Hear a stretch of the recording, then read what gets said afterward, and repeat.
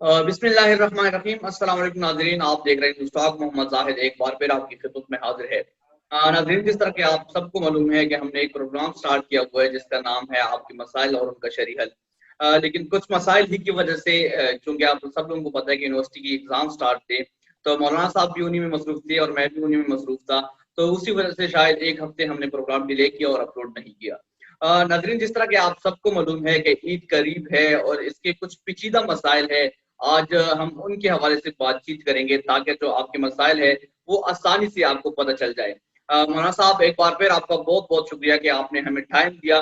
اور کیا حال چال ہے؟ آپ نے عید کے لیے کچھ لیا ہے کہ نہیں سر؟ السلام علیکم ورحمۃ اللہ وبرکاتہ۔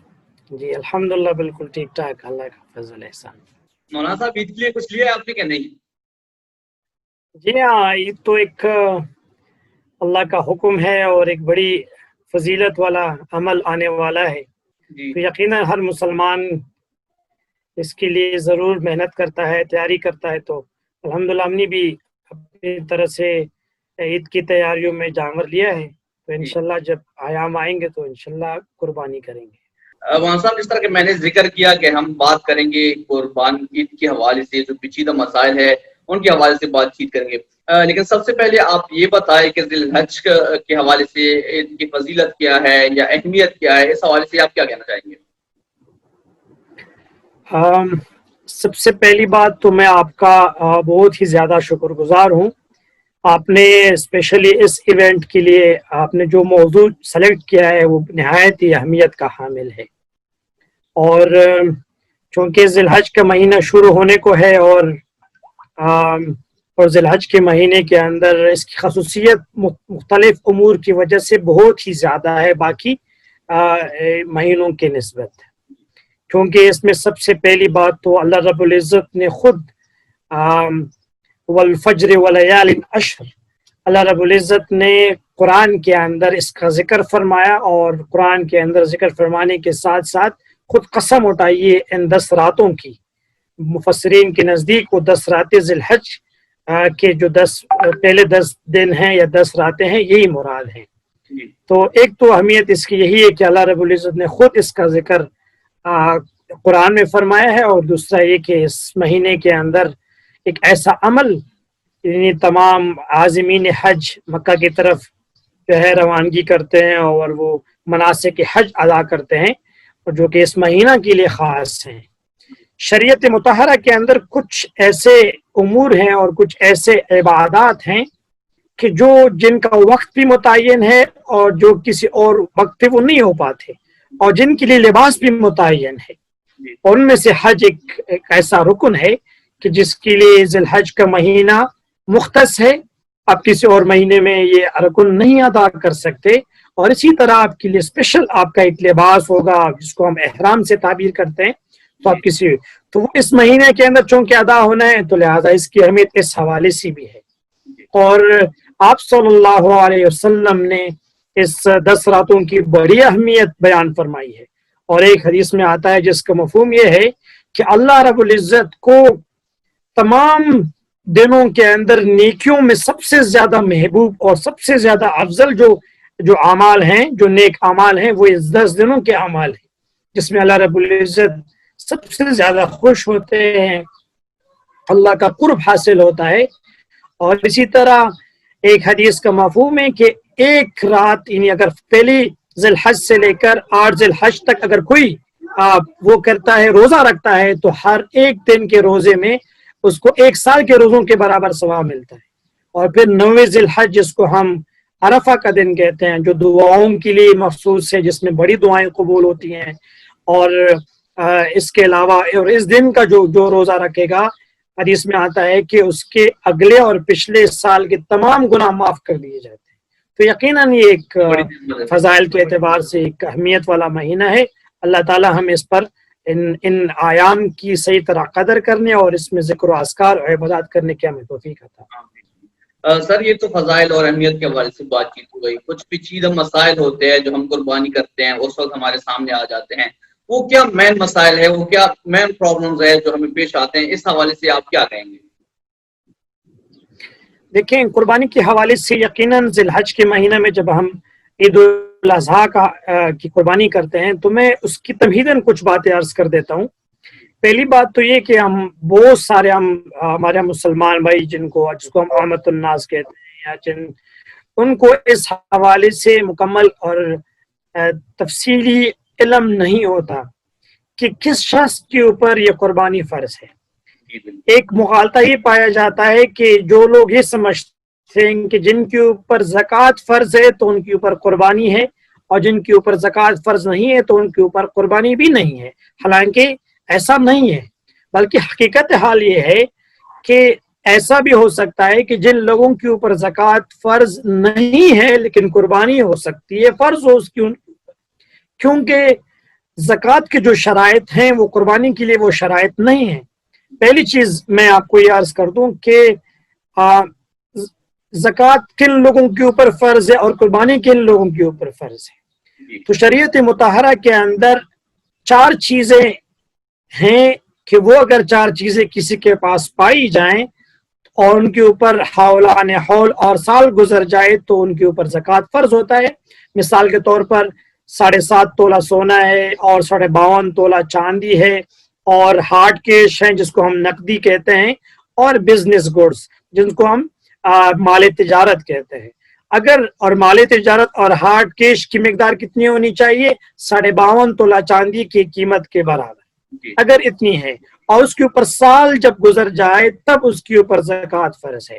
لیکن قربانی کے لیے یہ شرائط نہیں ہے، قربانی کے لیے ایک اور شرط بھی ہے۔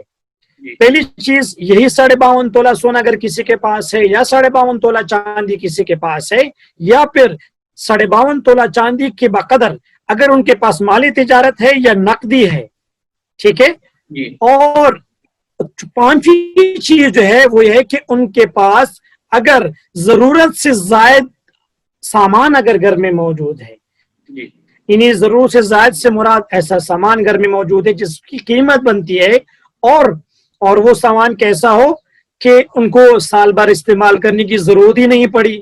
کوئی چیزیں ایسی جیسے ہمارے گھروں میں سامان پڑا رہتا ہے، مختلف چیزیں ہوتی ہیں، ڈنر سیٹس پڑے ہوتے ہیں، اس کے علاوہ باقی چیزیں جو سال بھر جن کا استعمال کی ضرورت نہیں پڑتی۔ تو اور یہ 5 چیزیں اگر کسی کے پاس ہیں، اور 5 چیزیں ایام قربانی والے ایام یعنی 10، 11، 12 ذی الحج کو اگر یہ چیزیں کسی کے پاس ہو گئیں، ان کے اوپر سال گزرنا ضروری نہیں ہے۔ مثال کے طور پر 9 ذی الحج تک اگر کسی کے پاس کچھ بھی نہیں ہے، لیکن 10 ذی الحج کو کسی کے پاس یہ 5 چیزیں آ گئیں، ان میں سے سارے آ گئے یا ان میں سے کچھ آ گئے، تو ان کے اوپر قربانی لازم ہے۔ تو اس طرح خلاصہ یہ ہوا کہ حج قربانی کن کے اوپر فرض ہے؟ قربانی ان لوگوں کے اوپر فرض ہے جن کے پاس یہ 5 چیزیں ہوں، سونا اور چاندی یا مالی تجارت، یا پھر ہارڈ کیش، اور ضرورت سے زائد سامان اگر کسی کے پاس موجود ہے اور وہ ان ایام کو پائے، یعنی قربانی والے ایام کو پائے، تو ان کے اوپر قربانی کر دینی چاہیے۔ تو لہٰذا یہ ایک بڑا مسئلہ قربانی کے حوالے سے ہے کہ ہمیں پتہ نہیں ہوتا کہ قربانی کن کے اوپر۔ ایک تو یہ بات ہو گئی۔ دوسری بات یہ کہ ایک مغالطہ یہ پایا جاتا ہے کہ کچھ لوگ کہتے ہیں کہ اگر خاندان میں سے ایک قربانی ہو جائے تو سب کی طرف سے ادا ہو جاتی ہے، حالانکہ ایسا نہیں ہے، بلکہ قربانی کے حوالے سے یہ ضروری ہے کہ پہلی چیز ہر بالغ عاقل مسلمان اگر وہ 5 چیزوں کا مالک ہے اور ملکیت میں یہ 5 چیزیں ہیں یا 5 چیزوں کا کچھ، ٹھیک ہے، تو پھر ان کے اوپر الگ سے قربانی ہوگی، اور تمام لوگوں کی طرف سے ایک قربانی یہ ناکافی ہے، بلکہ جو بالغ لوگ ہوں گے جن کے ملک میں مال ہوگا ان کی طرف سے ان کی ادائیگی رہ جائے گی۔ تو لہٰذا یہ دیکھنا ہوگا کہ ہمارے خاندان کے اندر کتنے لوگ بالغ اور عاقل مسلمان ہیں اور ان کے ملک میں یہ ساری چیزیں ہیں، تو ان کے اوپر قربانی ہوگی، اور ہر بندہ اپنے حصے کی قربانی جو ہے وہ الگ سے کرے گا۔ جی سر، قربانی کس طرح ہونی چاہیے؟ مطلب قربانی کا طریقہ کار کیا ہے؟ ہم گائے ہے یا بھینس ہے، اس کو کس طرح ذبح کریں سر؟ دیکھیں، شریعت مطہرہ کی خوبصورتی یہی ہے الحمدللہ کہ اللہ رب العزت نے ہماری شریعت کے اندر تنگی نہیں ہے، بہت ہی زیادہ وسعت ہے، بہت ہی زیادہ. اور اگر صحیح معنوں میں اس قربانی کو دیکھا جائے تو اس کے دنیاوی اعتبار سے جس کو ہم اکنامک امپیکٹ کہتے ہیں، یہ ایک بڑی اکنامک ایکٹیویٹی ہے جس میں بہت سارا جو ہے ٹرن آؤٹ ہو جاتا ہے، اور اس سے بہت زیادہ فوائد. میں اس ڈیٹیل میں نہیں جاتا، لیکن یہ ضرور کہتا ہوں کہ قربانی شریعت نے ہمیں بہت ہی زیادہ وسعت عطا فرمائی ہے. دیکھیں کچھ جانور ہیں جن جانوروں کے بارے میں ہے کہ آپ ان جانوروں کی قربانی کر سکتے ہیں، اور ان کی قربانی اگر